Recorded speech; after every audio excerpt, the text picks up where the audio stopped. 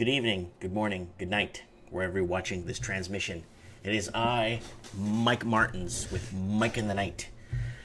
And I really want to bring up this this topic because it's really eating me up inside in a way.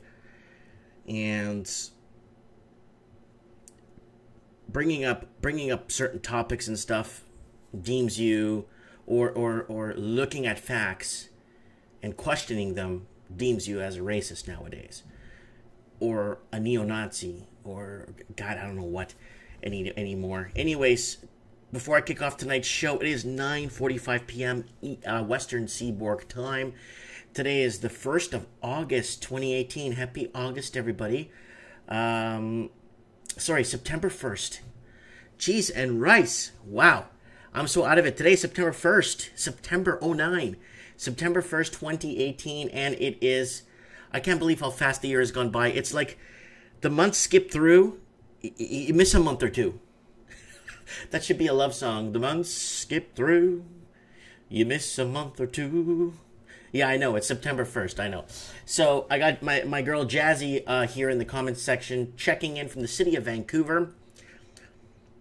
The city of anti-socialness. The picture made me watch today, LOL. Me and Nino in the house, people. And I want to talk about this. This young lady here, Faith Goldie, is running for mayor of Toronto, the city of Toronto.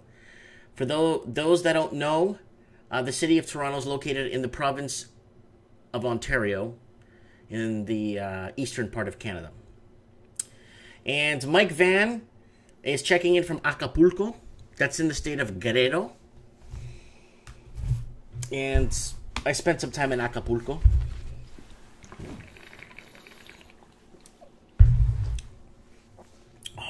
Dale Cunningham, Richie Cunningham, a.k.a. in the house. So, guys, someone's saying, where's Ontario, Mike? Anyways, so I want to put this up because this is very important, guys. So if you're watching this in Australia, if you're watching this in New Zealand, I know I reach a lot of English-speaking countries, and it's very important. It's kind of bizarre, because in my Portuguese channel, if you go to my analytics on my YouTube Portuguese channel, every Portuguese-speaking country is dark green, and every other country around it is white. Nobody watches me outside those countries.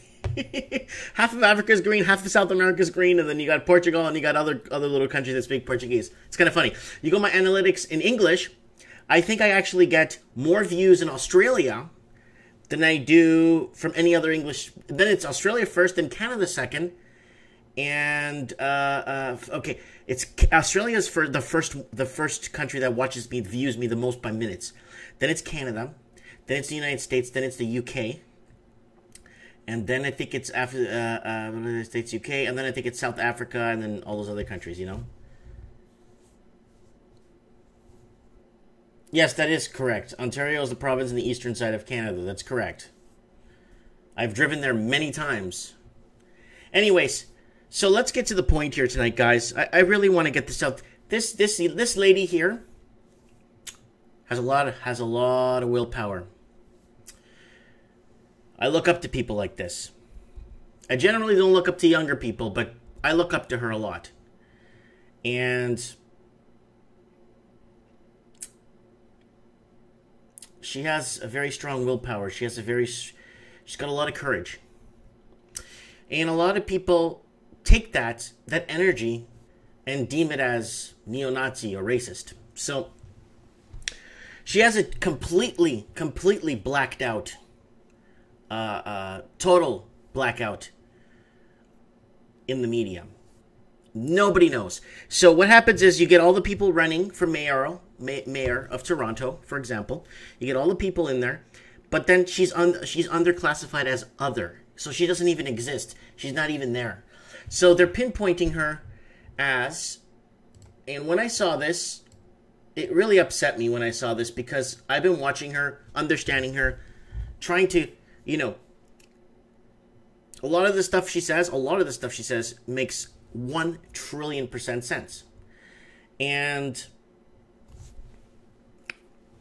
it's very important that she is heard. And usually when somebody that makes sense and actually challenges the status quo, somebody starts barking racist. The word racist, I think, means absolutely nothing now. It has no meaning anymore. If you were called a racist in the 80s and maybe mid-90s, okay, it meant something. In the 1980s, if somebody called you a racist, you're in trouble, boy. Oh, yeah, you leave the room. Now, it's like, I've been called a racist like twice this week. For no reason. For asking a question. Or, oh, what's that? Oh, that's pretty cool. You know what I'm saying? They don't, you know what I'm saying? So, Dale Cunningham is in the comments saying, you are popular in Australia. Yes, the most views I get is on my YouTube channel is in Australia. So I want to get this message out there for people in all this English-speaking world that we have, all 388 million speakers. For them, I really want to get my word out. I'm a small fry in this thing. I'm a small fry in the big scheme of things. And people need to get out there, you know, and explain or talk or... Yeah, Faith Goldie, who worked for Ezra Levent at the Rebel Media but got fired. Yeah, there's lots of speculation spinning around her, and a lot of, you know, if it was somebody else, it wouldn't be that much of a problem, but because it's her. And then old white guy saying, is your cheesy redneck beard racist? Yes, it is. In some parts, it's considered racist.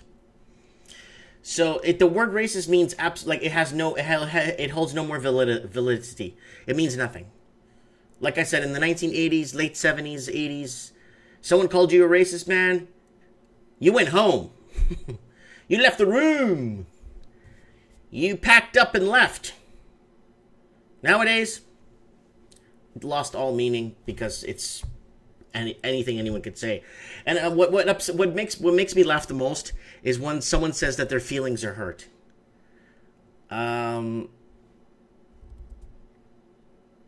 So what? That means you're right if your feelings hurt? If you find something offensive, it means you're right? I just think it means you're an idiot, if you ask me.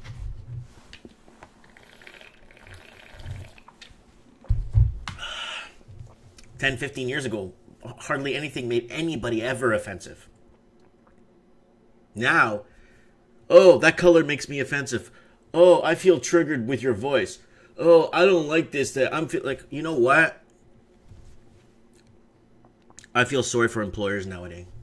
Luckily, I'm just self-employed. I do my own thing, back and forth. I don't have to wait. I'm white. I don't have to wait. You know what I'm saying? So Faith Goldie is an immigrant. Parents are immigrants, just like myself. My parents came from Portugal. And you guys know that. And we came from Portugal. Sorry, I came too. I'm a dual citizen. So you look up Wikipedia, and they locked down her. You see that notepad right there? They locked down her. They locked down her page. Locked it right down, so no one could go in and edit it. And then you go. So don't worry about Wikipedia. It's crap. Don't even bother with this. It's full of crap. It's all lies. So Faith Goldie. So this is what they say on Wikipedia about her. This is the sad part. It's uneditable. Is a Canadian politician, commentator, and controversial reporter. Goldie's views have been described as far-right, white nationalist, neo-Nazi. She previously wrote for Rebel Media, including a former program on the hunt with Faith Goldie, and her live coverage events surrounding the 2017 Unite rally at Charlottesville, Virginia. In 2017, her contract with Rebel Media was terminated after she appeared in an interview with the Daily Stormer website. The next year, Goldie announced her candidacy for mayor of Toronto 2018 Toronto mayoral election. So I've seen a lot of the stuff she posts. A lot of the stuff is very situational, and she wants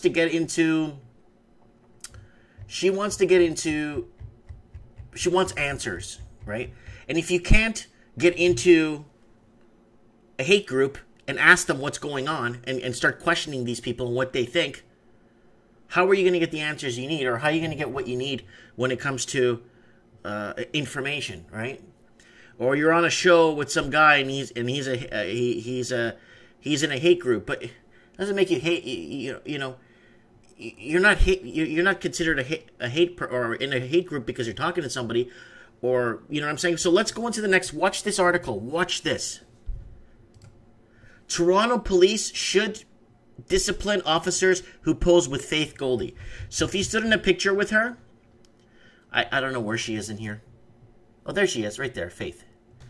So Toronto police should Toronto police be disciplined?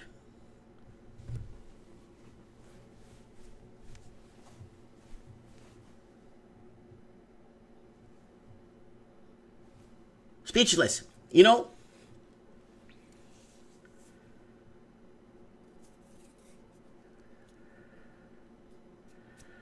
Untamed Kids, wow, sent me some money. Yo, Mike, I hate politically correct people. Shout out. Yeah, it's not even political correctness anymore. It's getting into a delusional factor. This delusionalness, you know what I'm saying? Wow, Untamed Kid, that guy's the best. Anyways, Toronto police should discipline officers who posed with Faith Goldie.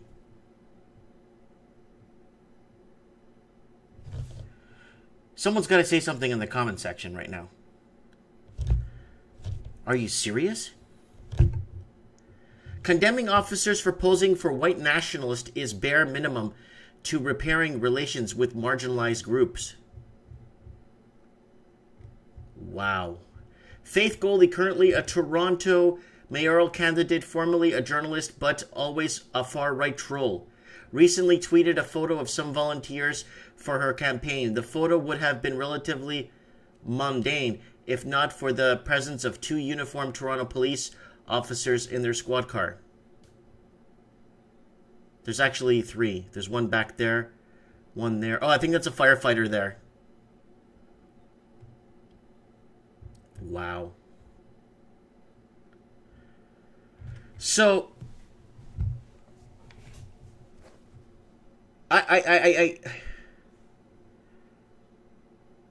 let's go here. Rain Muller says, it's an opinion blog. It doesn't mean S-H-I-T. And then, I don't think it represents the belief of most people in Toronto. And then political foolishness says, Faith Goldie should win. I want her to win.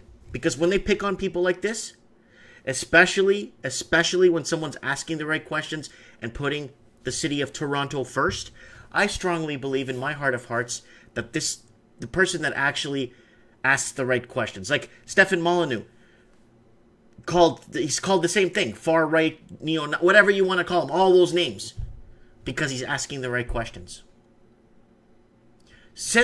Remember that old saying your mom used to say to you, well, son, whoever told you that it hurt to ask? Whoever said it hurt to ask? Now, it's hurting to ask. It's hurting to ask nowadays. Like, what is this? Let's keep going. This additional to the typical assortment of people you'd expect to see campaigning against the decline of the white race should concern all of Toronto, as it already does members of the radicalized groups frequently targeted by the TPS. That's Toronto Police. This is because Goldie is a far-right figure that should be marginalized instead of normalized, and the officers may have been violating their codes of conduct by posing in this photo.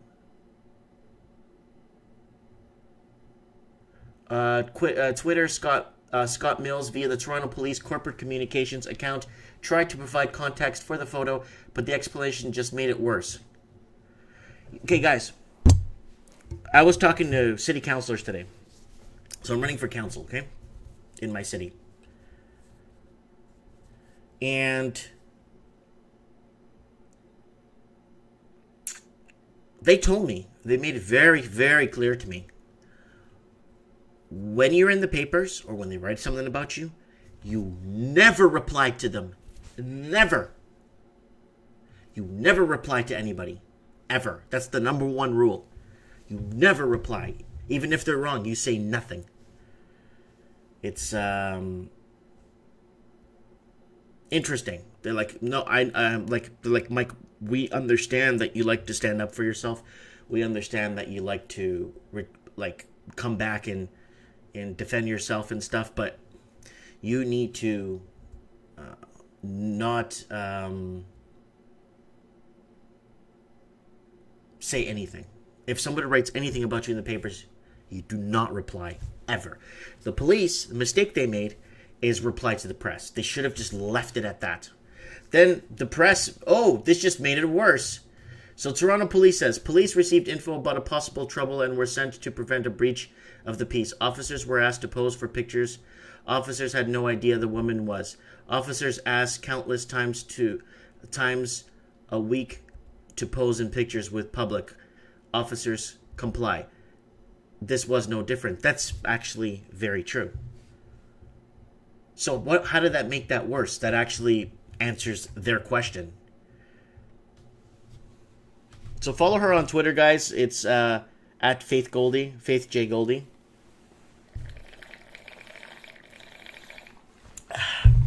Do a lot of talking on here.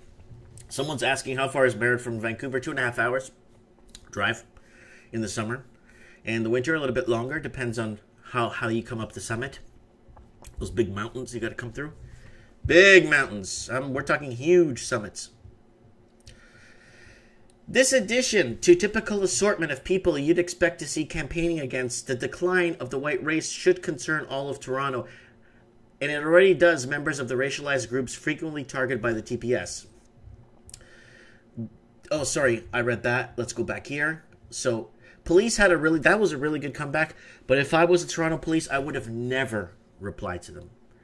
And after getting that whole sit down and talk with council members, you never reply to media. Never. No matter what. I didn't have sexual relations with that woman.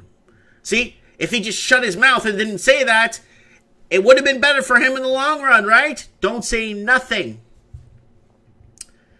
As I have written before, Goldie was fired from a far-right rebel media for going too far. After appearing on neo-Nazi podcasts, she has also recited the most popular white supremacist slogan publicly.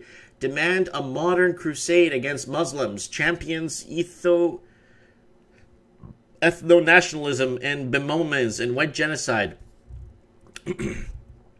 I've watched 100 plus of her videos covering different stories in the city, covering different topics, covering the open borders in Canada, covering everything.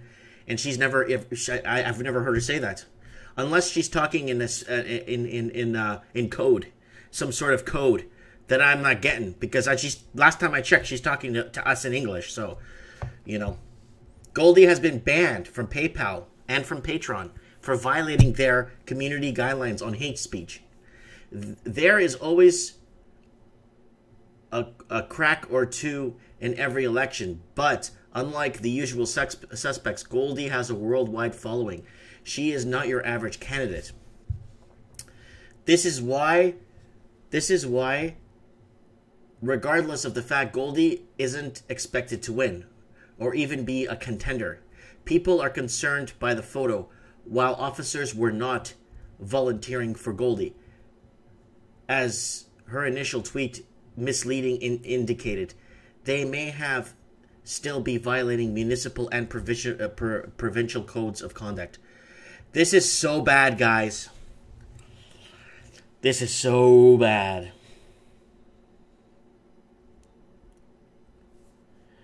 So wait, is Goldie actually advocating to kick Muslims out, or is that the media? That's actually the media doing that. She's not. The last time I saw her was on the David Knight show 2 nights ago, and the city of Toronto is overrun with a lot of immigrants, and there's nowhere to put them, and they need to fix something. They have to fix something with that, and she's working to fix that problem. Someone's saying, hey, what's with the Faith Goldie tease? Oh, no, I just put a picture there because I want people to know, Hey, it's not false advertising. Someone's in the comments, I'm not false advertising. I just want to bring this topic up. This lady has a complete media blackout for asking the right questions. Everything I see on her on YouTube, go to her YouTube channel. Let's go to her YouTube channel right now. That's Mike Martins right there. Mike Martins. Let me refresh this and see if it's going live. There we go. Mike in the night. Okay. I'm subscribed to her, but it's just faster looking up this way. There she is. So she did this video, honey. I just shrunk City Hall. That's one referencing to draining the swamp. Live at Yorkdale shooting scene. I saw that one. Media attack on the police. Toronto mayor extremists. Mosque tour. Urgent action required. Who needs the MSM? Save our statues. That's her talking about our statues being taken down. Take back our streets. Here. Total media blackout. That's her getting a total media. Let's go. Hi everyone, I want to take a moment save to our streets, okay? Ontario Premier Doug. Let's go to here. Save our streets. Let's see. That sounds the most of them all. That sound the most aggressive titles. Let's see what she has to say. Ford for pledging millions of dollars to help keep illegal guns and gangs off of our streets. The Premier of Ontario has done more for Toronto in the past 2 weeks than Mayor John Tory has in the past 4 years. 2018 is a very sad time for Toronto. Our city, once famous for its clean streets and crime-free neighborhoods, is marking a new low. A new poll shows a majority, 55% of Torontonians admit they're afraid of being a victim of gun violence. This is an absolute disgrace. We should not have to live in fear. Already, we've had more than 230 shootings this year and a vicious mass shooting on the Danforth that left 2 beautiful Toronto girls dead.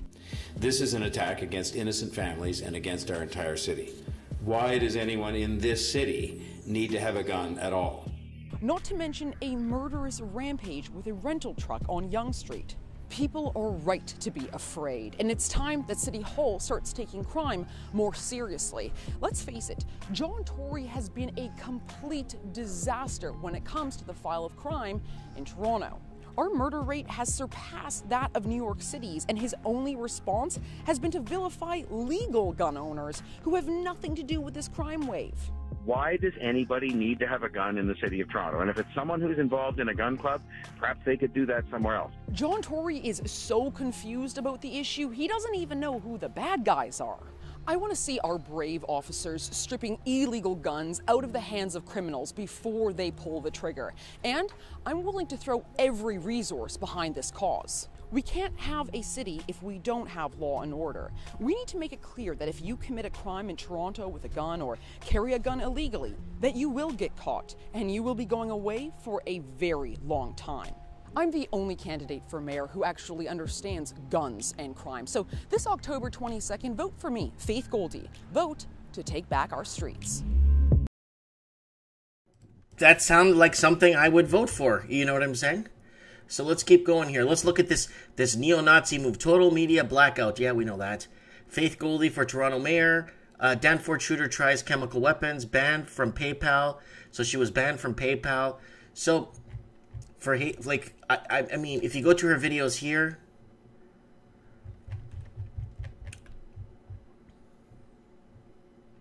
Canada, I saw this one. I saw that one. There's the immigrant one here. Predictions with Conrad Black. So let's look at this. The absolute state of Ontario. Banned from Patreon. Wow, she's banned from Patreon too. Border war. Attacked by Antifa. Yeah, this one's a pretty good one too.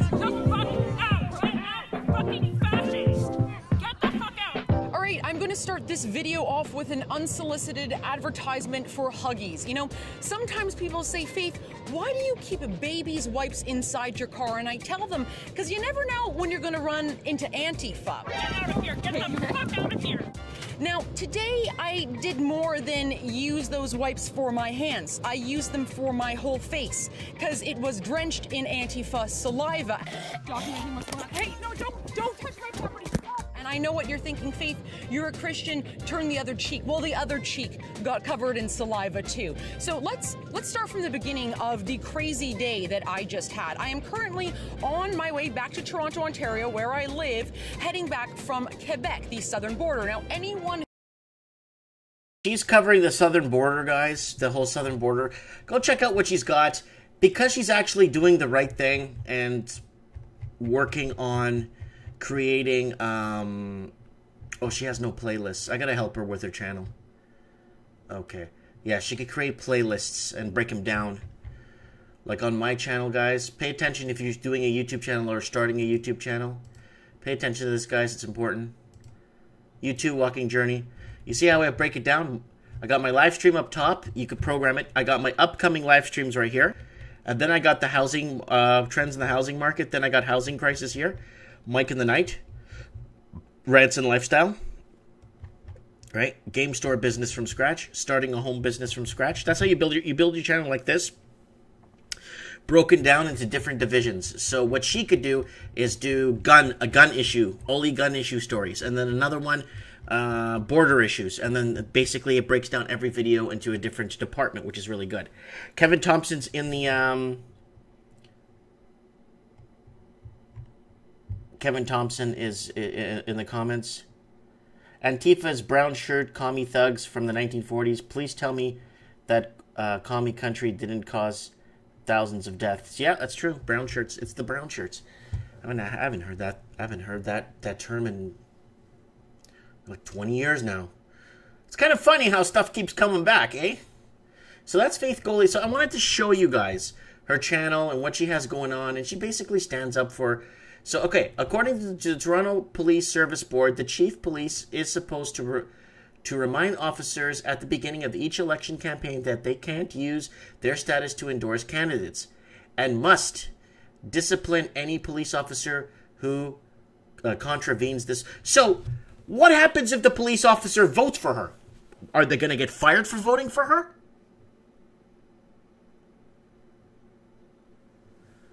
Are they going to get fired?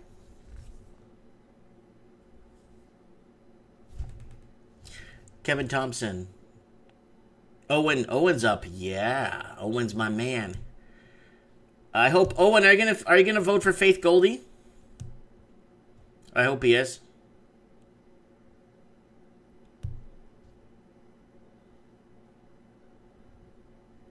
No, Rainier's saying, I think they can't publicly advertise who you vote for. Well, no, because if she gets voted in, you know what's going to happen? They're going to start penalizing people. Like they're going to go to the locker room and the police thing off the record, off camera, off everything. So who voted for her? We need to know. We need a list of people who voted for her. Trust me, it'll get that bad. You know what I'm saying? Kevin Thompson in the comments saying, first sales dip, now prices are crashing. Oh, it's crashing everywhere, guys. Don't forget to join me every Wednesday night for Trends in the Housing Market. Every Wednesday night. I'll have some guests on for you guys, I promise. And, see, Owen lives in Toronto. Owen lives in the GTA Toronto area. And he says, I have no clue. I just found out about her. There you go. Total media blackout. And she's wearing a hat saying, Make Canada Great Again, actually, by the way. It's not Make America. Provincially, according to the Police Services Act, no municipal police officer shall engage in political activity except under conditions that do not appear to apply in this case, such as the officer appearing out of uniform at certain police activities or giving their opinion on non-police related issue while making sure not associated the view with the force. This means that beyond just facing public scrutiny, the police force should discipline officers who engage in political activity as the way to reassure the public that they take the violation seriously. Unfortunately, the TPS, Toronto Police, has battled away this opportunity thus by announcing that officers in question won't face any discipline or further investigation. Why would they? So you're telling me you pose in a picture, you're a police officer, you're on the street, someone asks, hey, can I take a picture? You take a picture with the person and then you're going to get penalized because they are a far-right Nazi?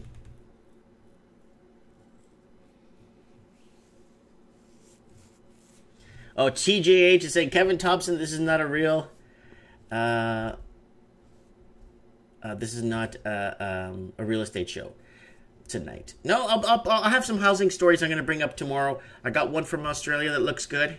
I got another one from Toronto that's oh man, Toronto's in a lot of hot water right now. I got a few real estate agents I want to have on. A lot of them are avoiding me because now everything I've been talking about for forever has been coming to fruition. And a lot of things out there aren't normal. Our housing. I wonder what she's going to do, Faith Goldie. I want to know what she's going to do as mayor of Toronto. What is she going to do for the housing crisis? Because this is a big problem they're facing. You know what I'm saying? Oh, man. Untamed Kid, send me another $2. Thanks, buddy. Who are you interviewing, Mike? Love you. Well, I'm not interviewing nobody right now. We're talking about somebody who... Oh, Rainier. Okay, good. You want to add me to Rainier Mola is in Montreal, where the housing bidding wars are high. If you want to add me on Skype, it's Mike Martins 1980. Mike Martins 1980. Add me on Skype. If anybody wants to be on the show, I got you added to Skype. Okay, why am I not seeing here? Sam.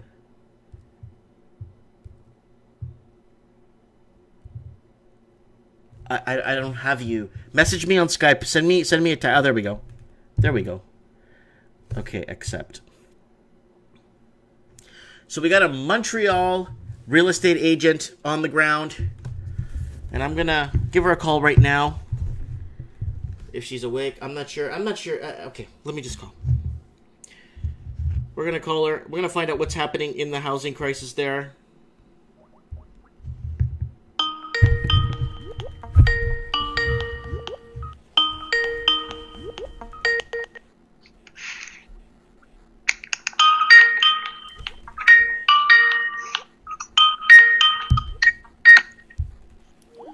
Okay, our Skype is acting really weird.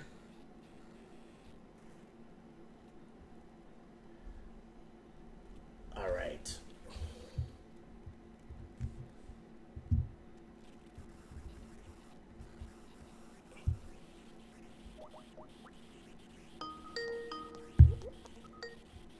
Hello? Hello? Hello?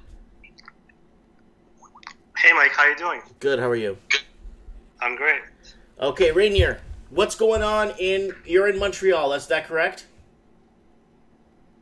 Yeah, I'm in Montreal. I'm a pretty big investor in Montreal, actually, for 10 years now. Okay, that's great. Give me a moment. I'm just getting set up. Sure.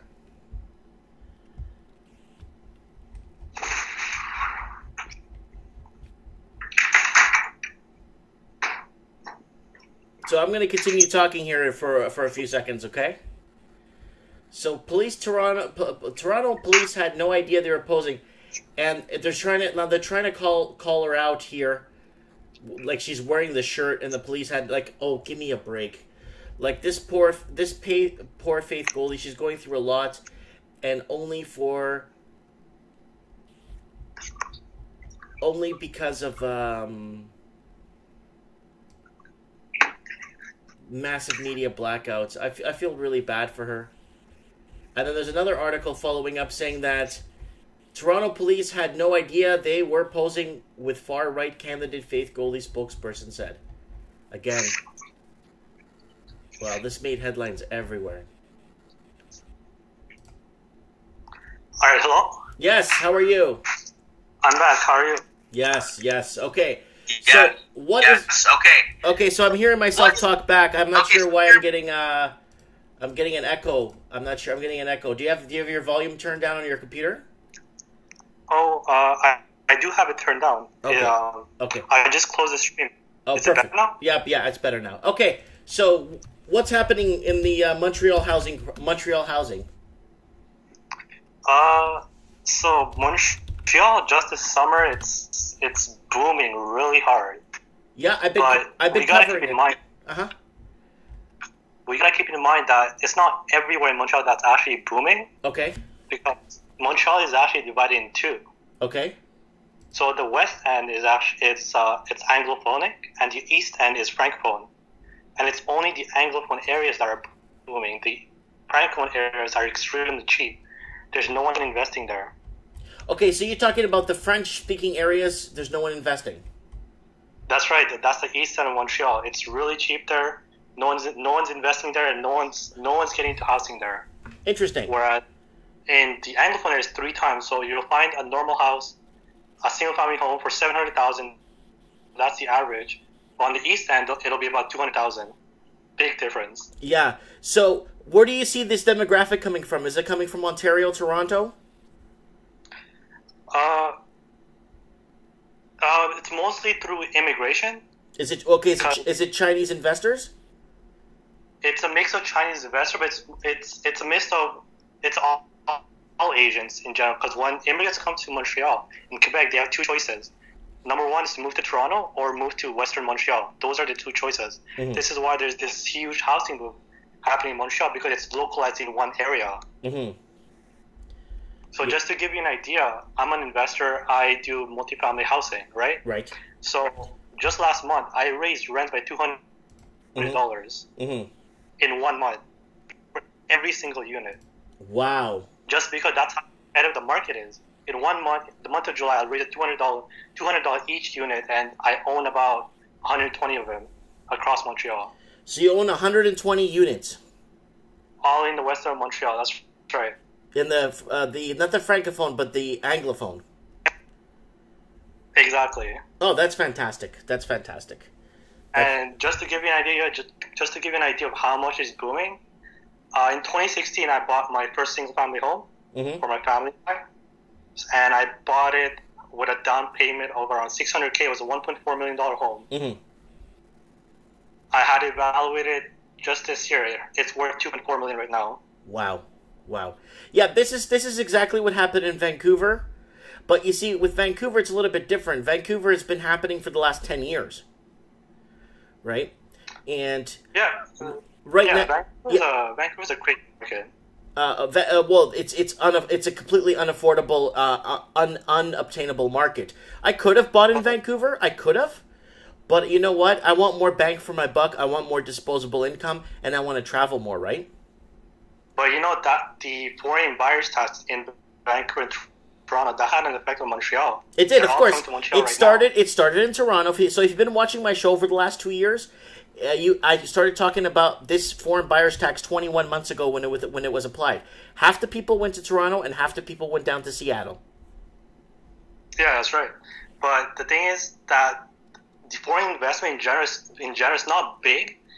It's just that they're localized in one area. That's what makes them big.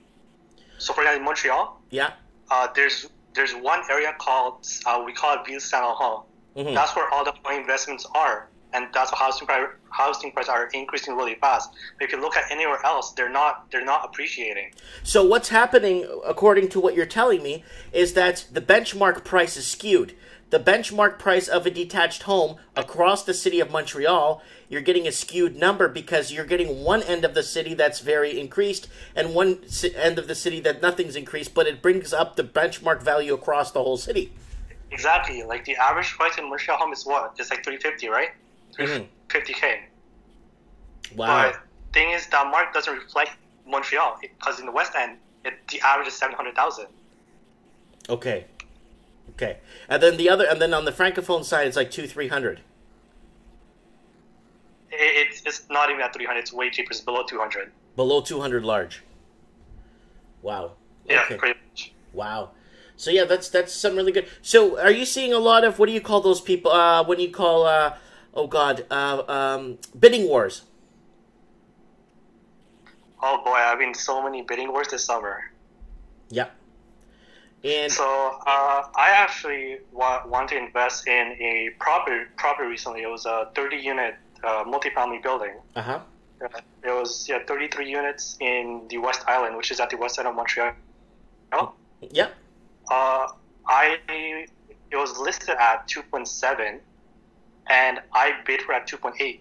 But other than me, there was 5 other investors that were bidding up for it, and that price of that building went as high as $3.2 million. Whoa.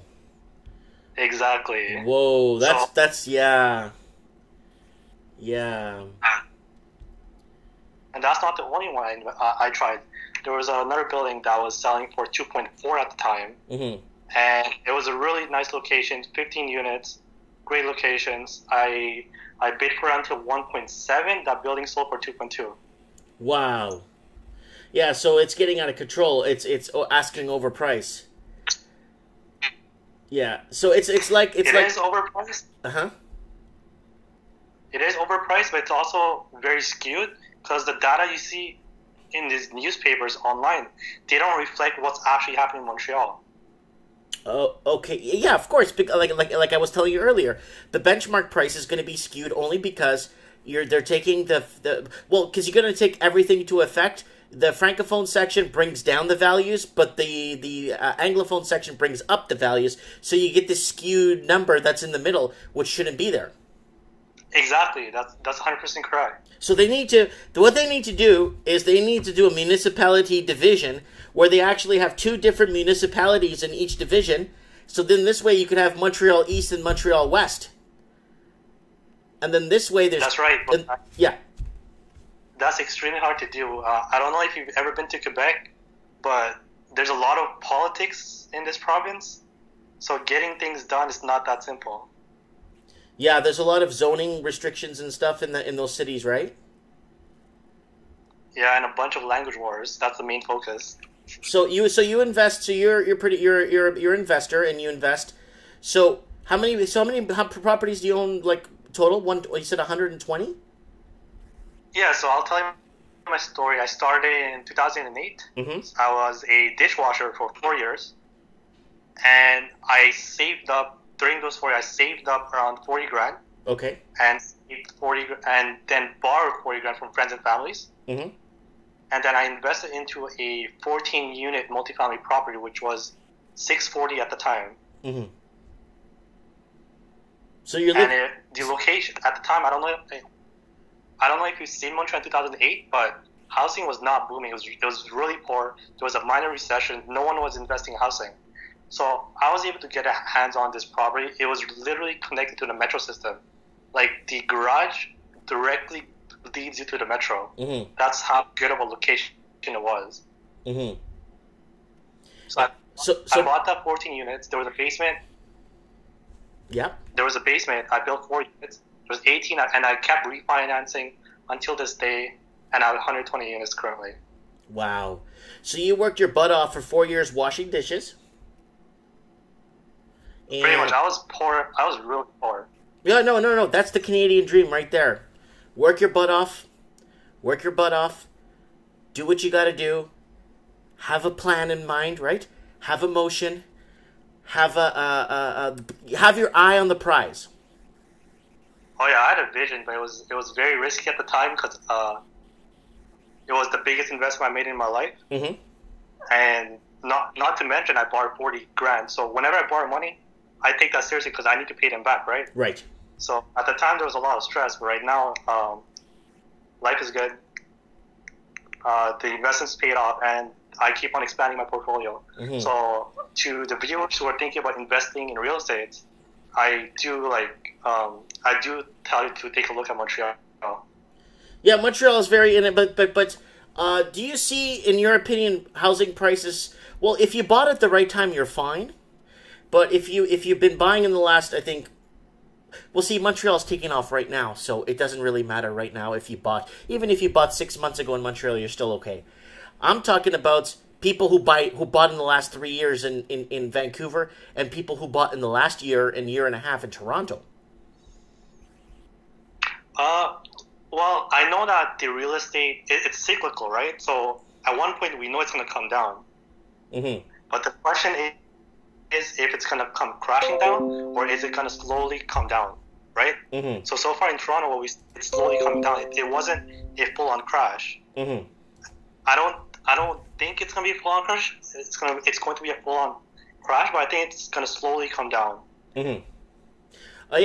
Montreal might impose or fix things so the other cities that were suffering with these overinflated bubbles could fix them, right? If you're in at the right time, right? So originally, when you bought, what year did you buy your first condo again? 2006, 2008. The first property I bought was in 2008 summer. Yeah, so that's perfect. You know why? Because number one, you did not time the market. Okay. That's right. That's also when the market crashed.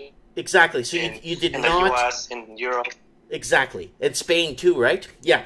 So you did not time the market, which was the best move you did. Second thing you did was you put down a very big down payment. Yes, you borrowed from some people, but you still took the risk. But you put down a very big down payment on the $600,000, so you won't be so heavily leveraged. That's right. And the third right thing you did was you expanded the downstairs or the basement and put 4 more units, and that was a very, very smart move. Yes, you had to refinance, and yes, from now it's been, 2006, 17, now it's been 12 years.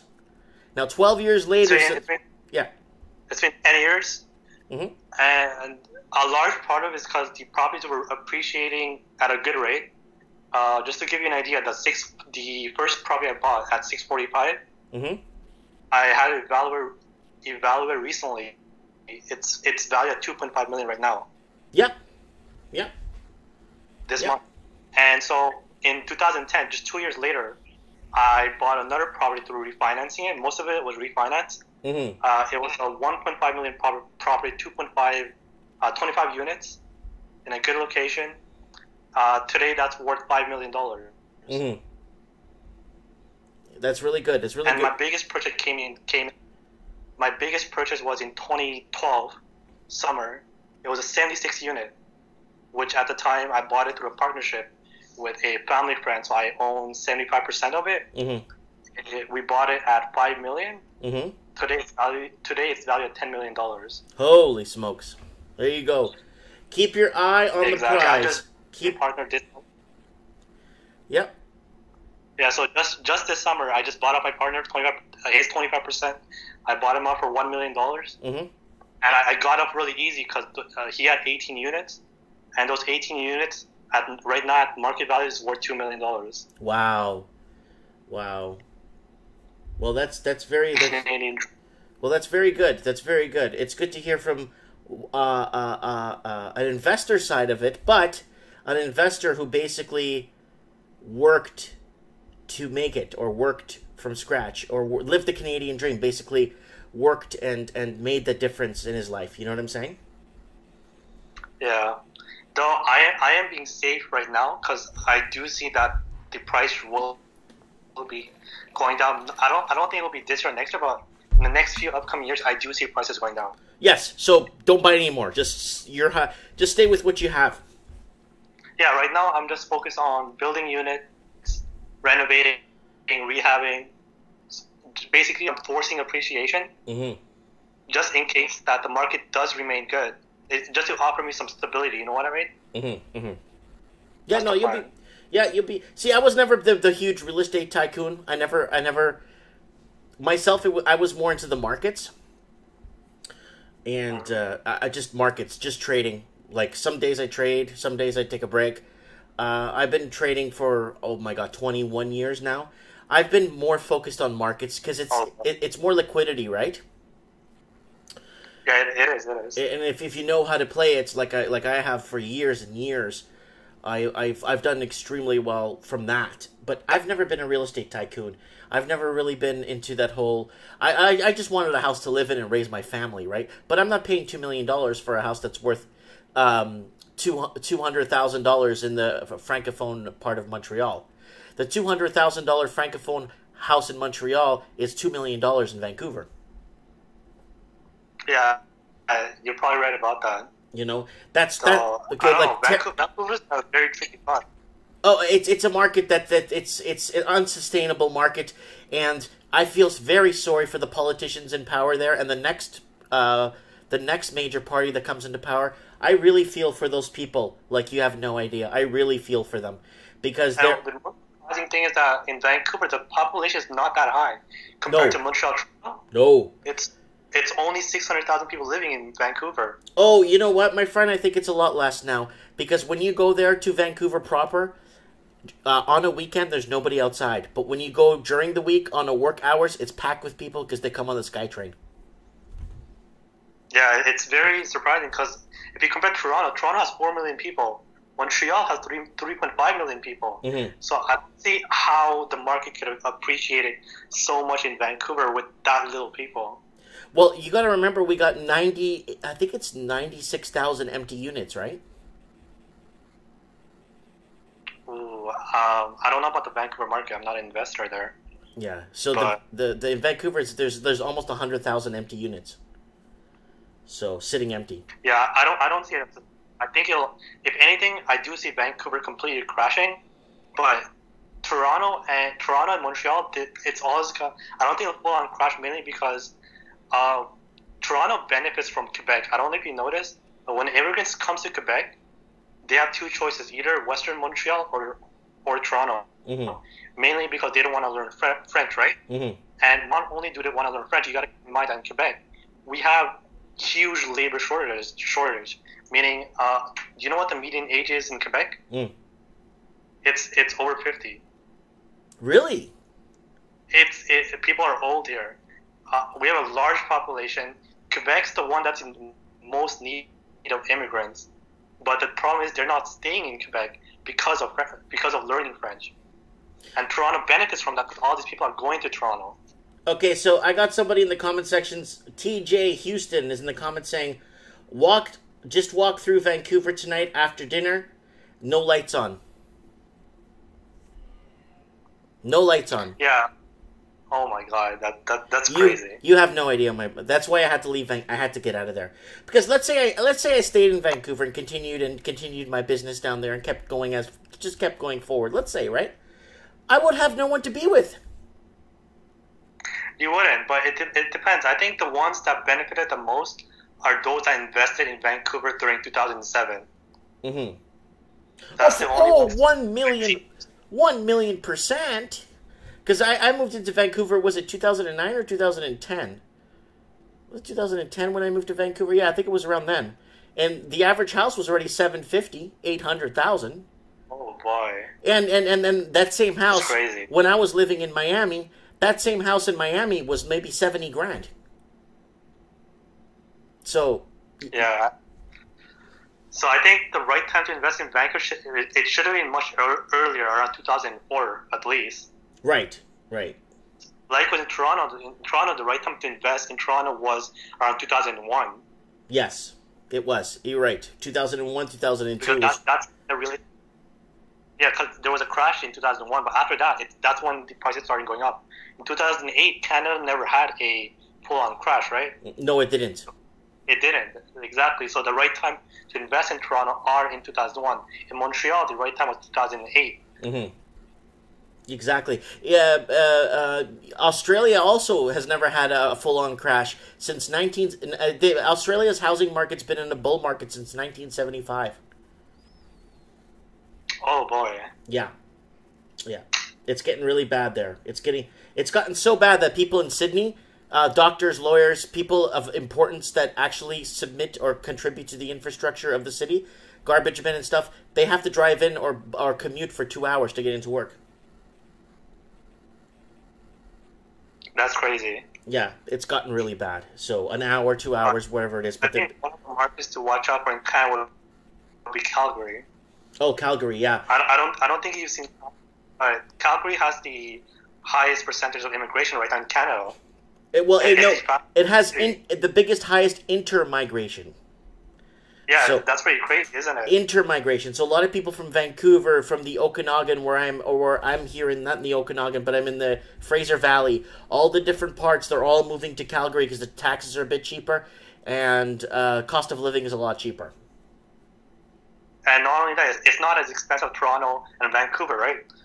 So it might be a market that might go crazy soon. Mm-hmm.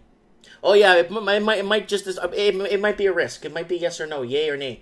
You know, if I buy any more real estate in the future, I'm gonna wait a few years till things start cooling down, and I might buy in my own town here, and then just kind of be like a landowner here, you know, like buy a few houses here and then fix them up and rent them, right? But Population of Merritt, is it a big city? no, it's only 8,000 people. Oh, it'll be a hard thing to do though. No, I'll tell you why. Because the here's the thing: we got pipelines coming through here. We got lots of work. We got the lumber industry here. There's lots of work here, and there's nowhere for people to stay. So, Well, there's a demand for it. oh, there's a huge demand. Our vacancy rate's like 0.02. Okay. Yeah, there's no. So what I'm gonna do is I'm gonna when the time is right and when the pipeline comes in, maybe sometime next summer, then I'll see if I can get some places, and then I'll only deal with short-term renters. I don't have to deal with long-termers. I see, but wait, didn't the pipeline get blocked recently? I don't know what's happening with that, but there's not only that. There's a copper mine opening. There's another lumber yard that might restart. A big one, with close to 600 employees. Okay, Mike, you gotta keep in mind. Thing is, your market is based on a single industry. So take a look at Detroit. Detroit was based on one industry. It was based on The automobile yeah. industry, right? Yeah, The moment that crashed, everyone left. that's correct. So you got to be, when you're investing in Merit, if it's based on one industry, it's a huge risk. Oh, I get you. I get you at 1,000,000,000%. You're right. But Merritt's got a few things going for it. So it's got its copper mine. It's got a copper mine, not too far from the town. It's got its lumber industry. It's got what's the other one that they're doing now? They got a couple of other things. They got lots of cattle, lots of a huge cattle industry, farming industry. They're looking at doing a couple other things. I'm running for city council, and I want to start pushing for a tech park. Oh. Yeah. Okay. Yeah, pull some strings, man. Pull some strings, buddy. Yeah. So that's I'm looking for the future of this town. You know, I'm looking out for the benefits. You know. But yeah. But anyways, you know what? I'm going to keep you on my ringer here. I'm going to keep you on. I'm going to save you. So on the phone here as a potential guest. So I could have you on and to deal with Quebec and Montreal and what's happening on the ground there. Because, yeah, whenever you talk about Montreal, just give me a call. I'll be happy to join you. Of course. The thing is, I didn't know that what you told me earlier in the conversation. I did not know that about the francophone and the English and the French speaking sections are separated. Oh yeah, Montreal is divided. It's completely divided. I did not. There's actually a map online that shows the income disparity between the West and the East. It's huge. I'm gonna look it up right now. East and West Montreal. I'll send you the link in a few minutes. Sure. The income is very big between the West and the East. Okay, there's Montreal there. Hold on. East. Divide. Oh, it's taking me to City Hall here. Where are you? Where are you? Come on. I had this up for a second here. Hold on. East and West Montreal. Here, I sent you the link. Take a look at this. Oh, here we go. Economic. Hold on. Montreal divides city to 3 different hubs as part of economic action plan. Oh, you sent me the link on Skype. I don't have Skype on my computer. It's on my phone. Just add me to Facebook. You know. Oh. Yeah, that's okay. Here. I'm just looking at this article. Montreal has a divide city into 3 different hubs. To boost economic development, attract more business in the area. They're talking about the francophone section there. Different economic hubs. I'm just looking at this article. Let's see if the other article. Yeah, geography of Quebec. No, it's Quebec. I don't care about that. Oh. Can I just send you a link on YouTube, the comment section? Yeah, go ahead. Send it on the comment section. I'll see if I can cut and paste it. Yeah, send it on the comment section there, and I want to see this article.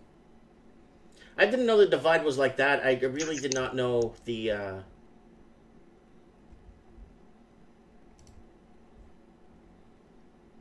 I didn't know Montreal was like that. It was, to me, it sounds like segregation, but that's, I mean, they're segregated by language, right?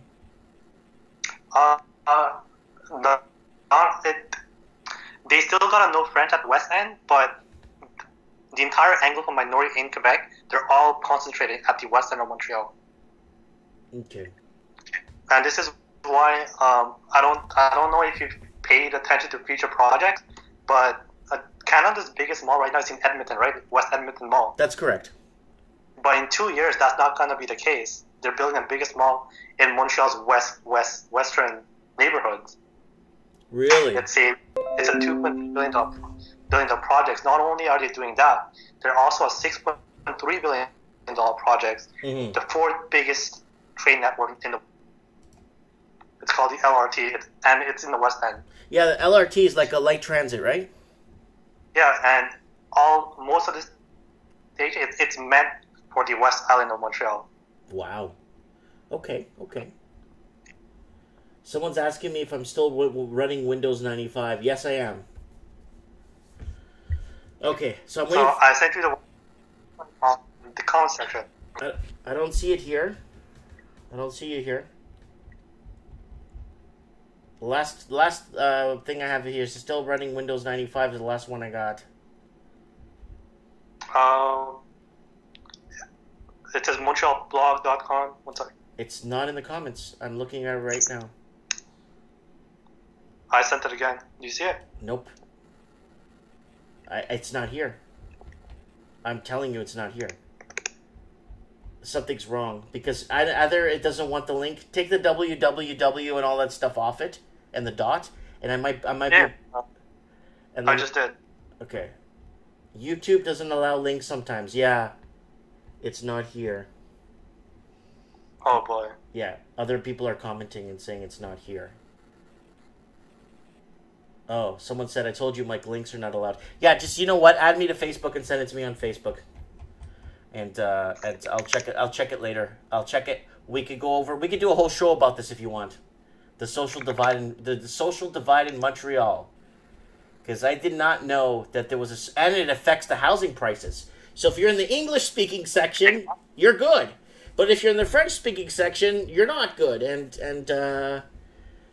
it's interesting. Well, the thing is, a lot of people don't notice, but in Western Montreal, most of the Anglophones are homeowners. So they want foreign investments in Montreal. Mm-hmm. That's the thing. I don't know about the French section because these investments are not really affecting them because it's not making their markets appreciating.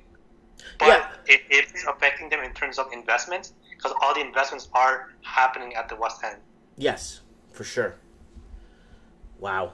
Okay, you know what? We'll do a whole show about this in a few weeks down the road and let us know how you're doing with the investments and how you're seeing. Let's give it a couple of weeks. Let's give it till maybe end of September, maybe early October, and we'll go over what's going on in Montreal, and you could give us some insight on what's happening with the bidding wars, and give us some inside info. Yeah, I'll let you know. Okay, brother. I really appreciate you calling in and giving us this information. It's really valuable. Thank you. No problem. Have a nice day. You too. Have a good night.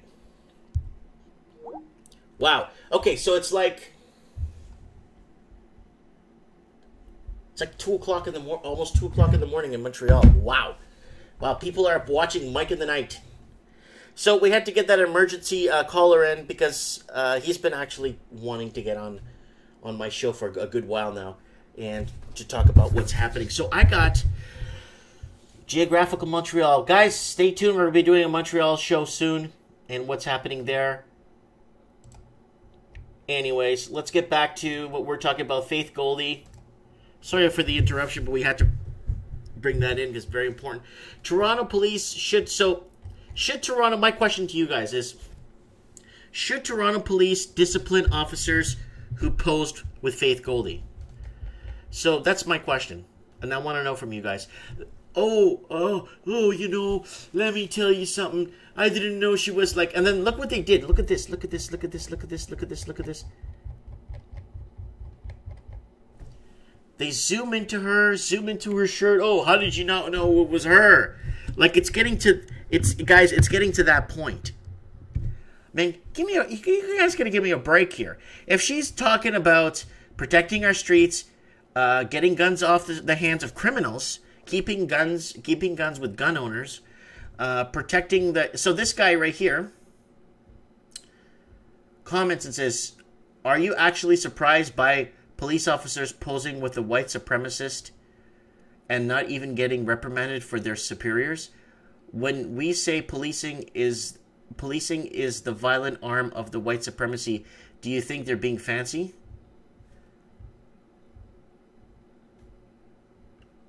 And then this other lady comments here, most of Toronto citizens are people of color. They deserve to feel safe. When Toronto Police Services officers pose in uniform with a known Nazi sympathy... Oh my God. Are you guys effing serious? Like, you say anything nowadays, you're like... Seriously? Like, I love to see them call me that. And then you can see, okay, this is how famous I am in Africa. I've toured Africa. My ex-girlfriend was Chinese. My ex-wife was Muslim. My wife now is Filipina. Bring it on. You call me that. Go ahead. Bring it on. We'll bring up my history and let's see. And I'm a Portuguese on top of that too.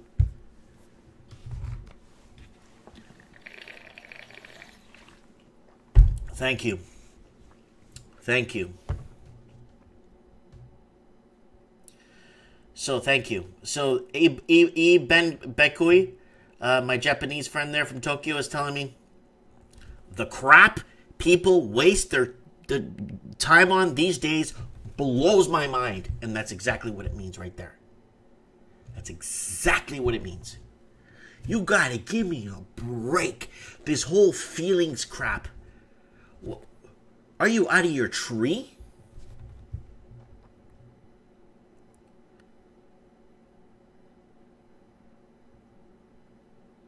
So it's like we've gone past some point where reason plays absolute no part. Yeah. So when you look at reasoning, this is coming from Daniel Martinelli, and you want to ask the questions like, okay, so why is this on this side? Can you explain to me? Whoa, why are you asking me that? Are you a racist?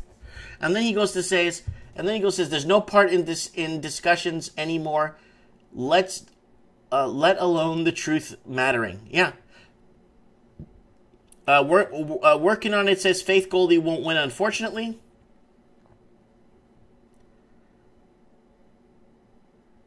Hey, Mike, did you see my reality check CA change dash dot to dot?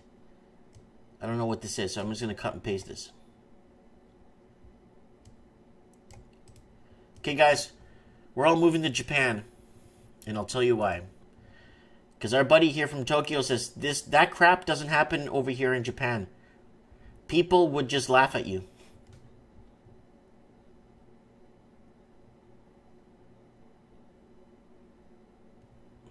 And then TJH says, you are very late to the party, Mike. You missed the battle for Berkeley stick fights and such years ago. Yeah, I saw the coverage of that. And, oh, it's a link, but chance.ca to .ca, lol. Our country won't allow real conservatism.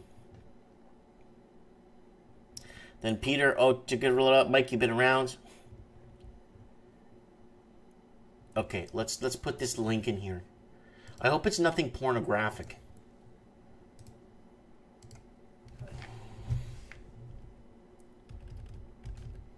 But I don't know. Let's see what this comes up here. My reality check right here.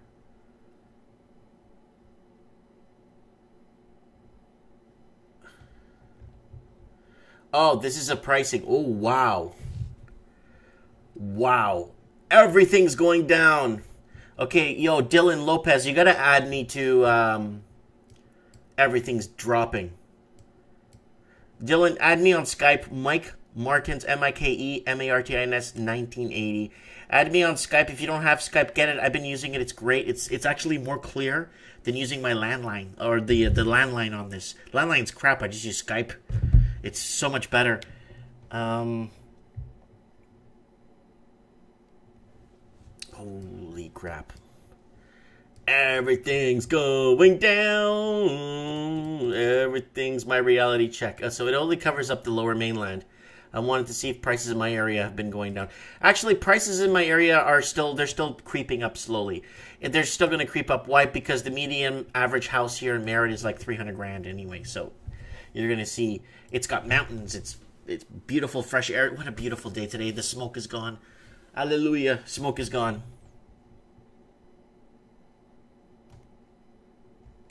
Kevin Thompson said this show is going to be a huge hit. Very soon we're going viral. Yeah. A sea of red. That's right. Look at that. So I need Dylan Lopez on the show. Scroll down. It's nuts. Okay, hold on. Let me zoom out of this. Okay. Okay. Woo! All right. Whoa. What was it? That's the average percentage change by month. Average percentage change by month in the 10,000s, and that's percentage and that's dollars. And then you got, properties that they're listing.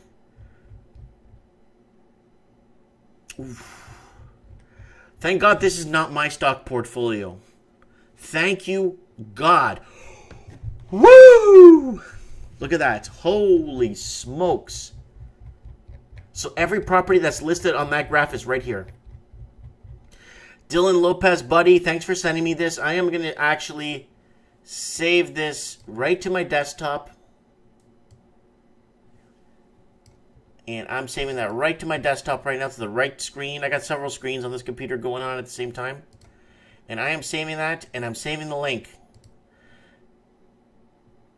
So I do this saving link things on my desktop because that's the only way I remember something when I see the link up there, you know what I'm saying? On my desktop when I load it. But I'm going to do a whole friggin' talk about this tomorrow, man. I'll do a whole show about this, man. Wow, see, Dylan Lopez is my insider. I need you on the show, dude. Need you on the show. I could even change your name on it if you want. We'll call you...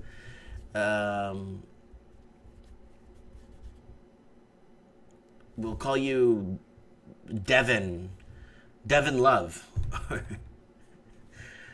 Yeah. I will talk about it tomorrow when Mike gets me on. Yeah, see, I'm going to have tomorrow a special guest on from Japan. And he will be talking about what is happening. And then TJH is saying can't be on the show being stalked. Oh, damn, that's horrible, being stalked. All right, let's get back to where we're going here. So if you're just tuning in, we're jumping into different parts of the show here.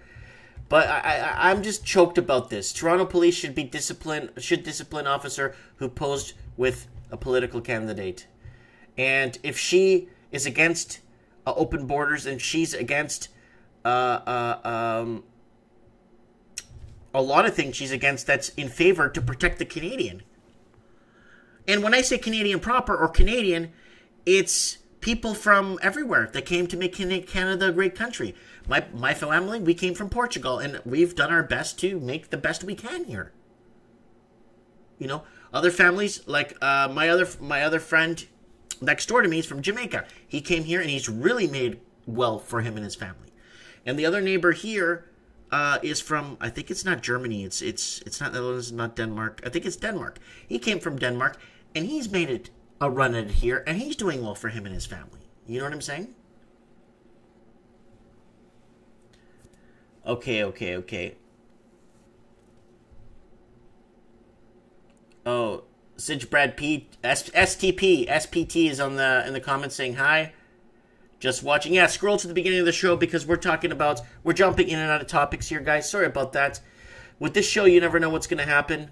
I like to align my hours or my quarters by different discussions, but, you know, things come up. So, guys, there's a total media blackout on this girl, and it's not fair. It's absolutely not fair. Because she believes in the right thing, or she believes what she's saying could help, she's completely blacked out by the media. Let's move on. Toronto First says Goldie now. American Free Press. Wow, the Americans are in on this too. The Yankees, what do they have to say? Another nationalist candidate is making headlines, this time in Toronto, Canada, where Faith Goldie is running for mayor. She wants to make her city and put Toronto first as it's critical of Canada's open borders. In response, she has been hysterically denounced by the fake news media and potential establishment in Canada, who have betrayed the populist and outspoken young Canadian as a far-right extremist. Sound familiar? Oh, yeah. A young and increasingly popular independent popular commentator and alternative media personalities running for mayor of Toronto, the largest city in Canada and home to increasingly diverse population. She is vowing to make Toronto safe again, while pledging to put Toronto first, borrowing popular catchphrases from President Donald Trump's populist talking points and political campaign.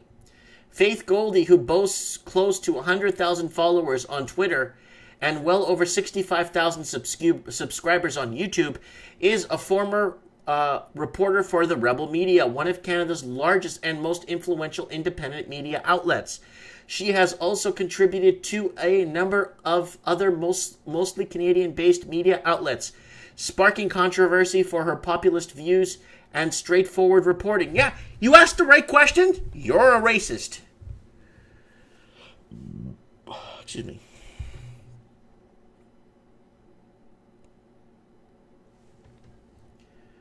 Straightforward reporting on a variety of continuous issues, including mass third world immigration to the West, political correctness, and related issues. Miss Goldie attended the Unite the Right rally in Charlottesville, Virginia last year, covering the event for Rebel Media. She has since ventured out on her own as an independent journalist and reporter, covering Canada's immigration crisis and racial Antifa movement among her topics. In a recent interview with the newspaper, Goldie explained her decision to run for mayor in her hometown of Toronto. I don't recognize our city anymore. Every day there's a new headline about stabbing or shooting or mass shooting on our streets. Miss Goldie told reporters, to boot, millennials my age are working 2 or 3 jobs and are still barely able to make rent. That's what I've been talking about on the show for years, guys. Meantime, our commutes to get between jobs have become worse than ever. Toronto needs a strong voice that's tough on crime and easy on taxpayers. I'm that voice. Miss Goldie's mayoral platform outlined the website focuses on 4 key issues: making Toronto safe again, putting Toronto and its legal residents first, ensuring affordable housing for Toronto residents, and fixing and improving Toronto's roads and infrastructure. I will resonate Toronto's anti-violence intervention strategy and bring back the invaluable police of carding so officers have the tools they need to make sure our city is welcoming to everyone except criminals. Goldie told the reporter, I will bring back the school resource program, committing twice the number of officers in twice as many schools. I will turn the THC, Toronto Community Housing Corporation, complexes into gated communities with officers monitoring ID and license plates of people going in and out, so to protect the most vulnerable in our city.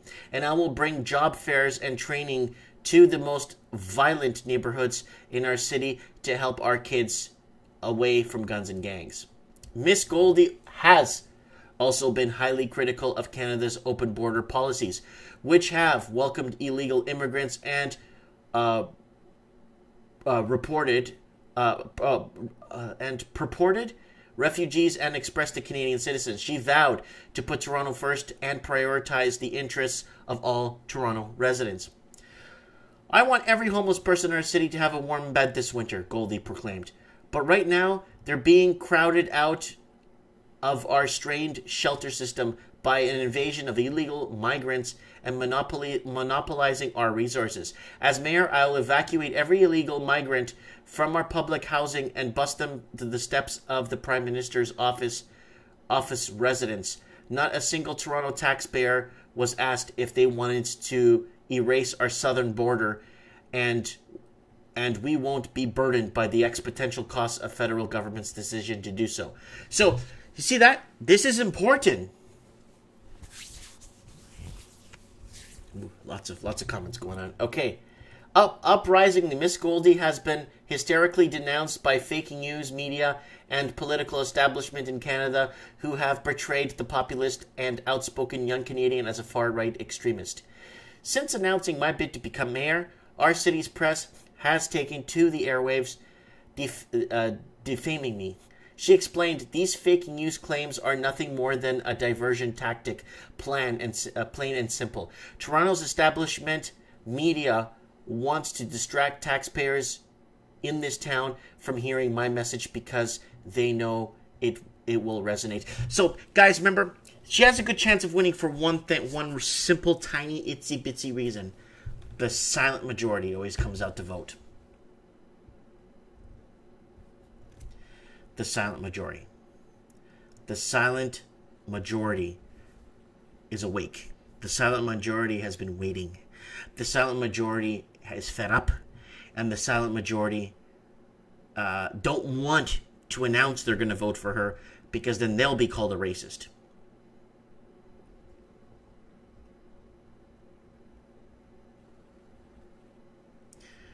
Various political lobbies and subversive active organizations such as Southern Poverty Law Center and Anti-Defamation League, for example, have lamented the rise of populist and national political candidates such as Miss Goldie in both the United States and Canada.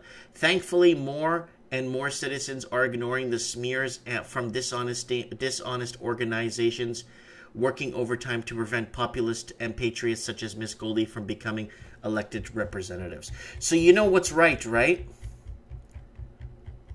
You know what's right, right? When the media and everybody's attacking one, it's when the media is blacking out a candidate, completely blacking her out, and is also going out of their way to make sure no one's going, that's the person you want to vote for. Believe me.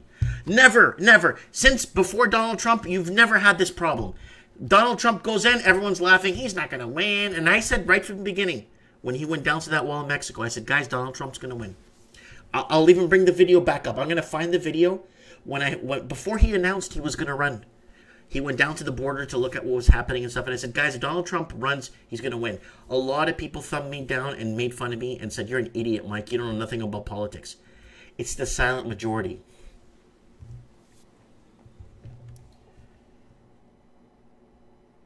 All right, someone's in the comment section saying, finally, I can listen to a live show. Yeah, Faith Goldie for president. Price and merit looks to be flat in the past 2 months on all apartments, townhomes, and single detached. Then someone says, don't worry, they will turn America socialist yet and will be living the real dream. Sarcasm. Toronto needs better train system built train or something. Bang on, Mike. And then someone says, they deleted that video of yours already, Mike. Did they? I know I got 480 videos deleted. I know I have a lot of videos deleted. I'm walking around the park and I'm doing my selfie thing. I'm like, guys, I think Donald Trump will win. He's down at the wall. I know he's going to win. But the comments, I think the video was flagged several times. But I made more than one video about that. And then when he announced, I discussed it. He announced, and guys, you need to understand something. He's taking a cut in pay to run for president. He's going to lose a lot of publicity. I remember saying this. He's going to lose billions of dollars from all his corporations and stuff. He's going to lose a lot of money being president. And he's not doing it for the money, of course. He makes more money not being president. Yeah, and then SPT says, when media politics start attacking common sense, we really got a problem. This has to stop. Yeah, this definitely has to stop. We have to start blacking out the media, period. We have to unsubscribe on Facebook to all the media. All these media channels, we have to unsubscribe to them. We have to stop following them. We have to stop buying their papers. We have to stop we have to do a whole complete media blackout and stop supporting. Why? Because it's fake, it's garbage, and it gets you nowhere. The media is supposed to be a watchdog. The media is supposed to be protecting us and following our politicians and telling us what's really going on.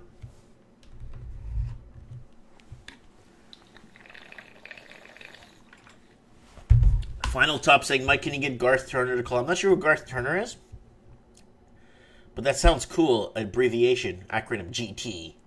Mike, you know GT?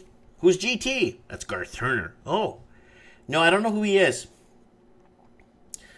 Mike can't answer the Ibunuk or they will delete this channel. Liberal California YouTube. Whoa, what was the question?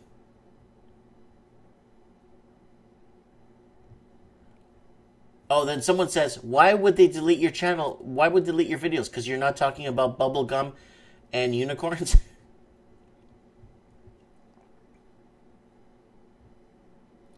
Oh, okay, he's an ex-finance minister who runs the Greater Fool blog. Yeah, maybe, you know what? I know who, I've read some of his articles. I might see. I don't think, guys, you got to remember, I'm not a big fry in this whole thing, in the pan.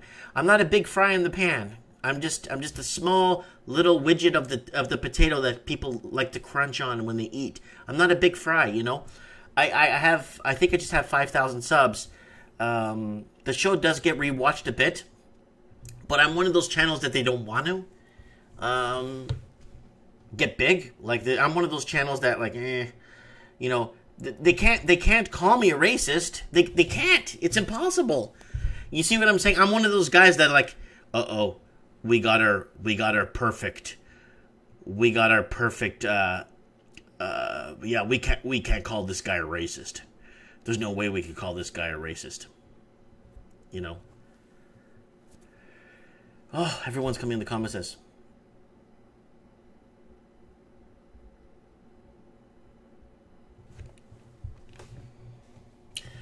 He says that foreign money is the problem in Canada, and I think he gets his info from... I don't know who Ross K is, guys. Somebody asked me if Steve the Plumber was Ross K. I don't know Ross K, guys. I don't know him. I don't know who he is. I've never seen his channel. I don't follow him. Someone asked me if I watch Ross K. I don't know who he is. I really don't. And I have no reason to lie to you. I'll tell you who I watch. I watch Gerald Celente. I like him a lot. He's a good friend. I watch, once in a while, I watch Peter Schiff. Once in a while, I watch, sometimes I listen to Bloomberg when they're not full of crap. Sometimes I listen to, I'm usually on Yahoo Finance a lot. You know, I don't listen to, you know, I watch a few silver stacking videos and talking about investing in silver. I follow a couple of silver and gold channels. I think I watch Dabu777. He's pretty popular. I watch a lot of his coverage. He's really good at some stuff, you know. So I don't know who some of these people are, you know what I'm saying? SPT says, and I say, while I don't agree on every topic with her and think has been wrong or even sometimes this demonizing since sciencing a faith Goldie is wrong and illegal, big time, 100%. Oh yeah, I think this goes against the Canadian Charter of Rights and Freedoms, if you ask me. And then Dylan Lopez says, Ross K, housing analyst who sells a subscription service for his stats. Regular on the HowStreet.com podcast. And you see, I don't know How Street. Like, I do my own thing, guys. Like I said, I like on YouTube. If I'm watching stuff on YouTube, I usually watch like Walking Journey, The Lost Canuck. I watch the people that watch me. You know what I'm saying? I watch the people that comment on my channels. You know. So Happy Jess saying Economy Times YouTube channel is good for Australian real estate insights. Yeah, you know what I'm saying. I covered the Australian housing market, the New Zealand housing market, the Canadian, UK, and American housing market because it is a huge global problem we're facing here, guys. You know what I'm saying? A huge global problem. This is big. This is all intertwined. And this is the biggest deal. You have no idea how big of a deal we're in right now. Nobody knows. Like, if you sit back and if you look at through an investment point of view as a stock trader, like I do a lot of stock trading. I do stock trading maybe twice a week. When I look at it, and I look at the housing market on a scale of the housing, like the stock trading, and how I kind of, my mind works it that way, it's like, holy smokes. It's beyond anything.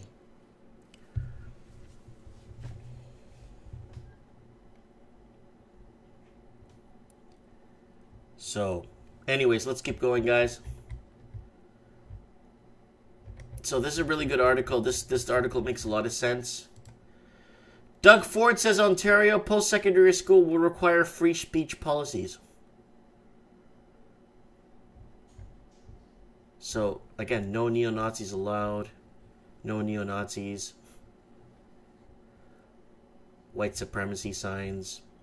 Students protest the presence of white nationalist and supremacist activist Faith Goldie, who has appeared on a neo-Nazi podcast. Oh my God. On campus at Wilfrid Laurier University in Waterloo, Ontario on March 20, 2018. The free speech policies devised by Ontario's government now require that schools remain open to free inquiry and should not shield students from ideas or opinions they find offensive. Thank you. However, hate speech that violates Canada law will not be allowed. Okay. What's hate speech?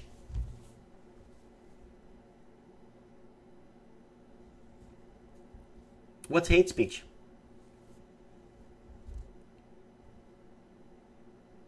What do you define hate? What's hate?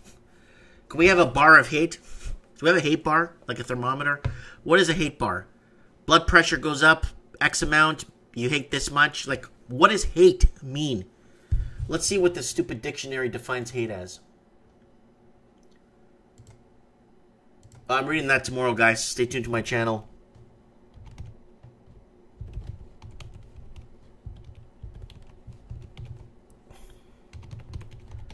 What the hell does hate mean? Hate. Hate. Hate. Hate.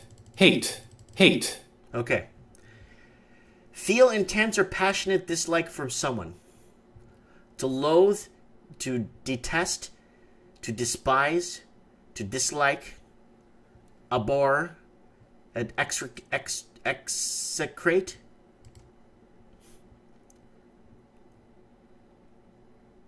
Recoil from, shrink from. So that's... So if you dislike something, it means you hate it? Like, oh man, I really dislike this water, so that means I hate all water? Like, man, I despise these plastic covers. What, I hate? Means I hate them all? It doesn't mean... There's other ones that are in different categories, you know? Like... sizes, you know, I mean... Hate. Hate. Have a strong aversion of something. He hates flying. Okay, you can hate flying. I get that. Used potentially to express one's regret or embarrassment at doing something. I hate to bother you. Okay. Synonyms. Be sorry, be reluctant, be loath, be unwilling, be disinclined.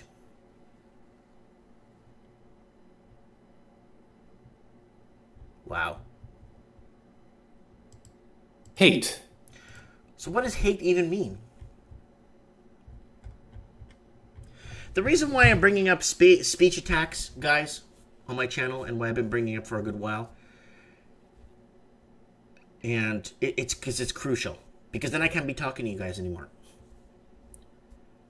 You know? Speech that attacks a person, group on the bias and attributes such a race, religion, or non-religion, ethnic origin, national origin, sex, disability, sexual orientation, or gender identity. Anything that offends anyone. Yeah, but if somebody's offended by something, it doesn't mean that they're right. Is that even English? Did I even say that right? If someone is offended by something, does that mean they're right? No.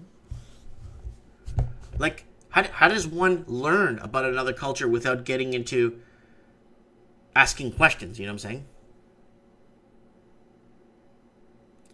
TJH. I'm highly offended by Mike Martin's hate speech. I'm offended. Does that mean you have to stop now? Yeah, that's what it means. This year, it's just a Minsky moment in real estate. And it's exactly, Mike, everyone takes things different ways. Asking questions aren't hate speech. Exactly. Stefan Molyneux was kicked off, was cancelled in New Zealand because all these people went there to shut him down. And then when he couldn't find another venue to host his show, it was all the venues were owned by council. The council members controlled the venues in town. So they obviously said no. So they're making it look, the media makes it look like, oh yeah, nobody wanted to let him in.